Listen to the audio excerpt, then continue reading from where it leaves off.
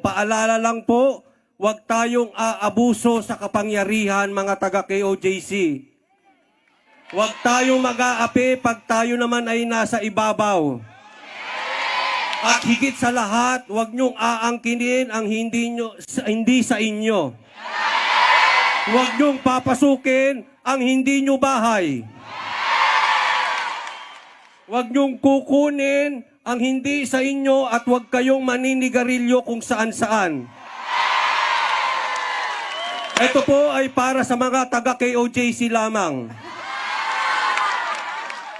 Huwag niyo po kakalimutan ha, bawal manigarilyo sa Davao. Huwag kayong dura ng dura. At ang basura, pag kumain, iligpit. Kung paano nyo inabot ang isang lugar, ganun din po nyo iiwanan. Huwag pong kakalimutan sa 2025.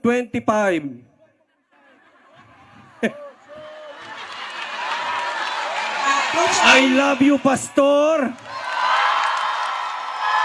I love you, BP Sara.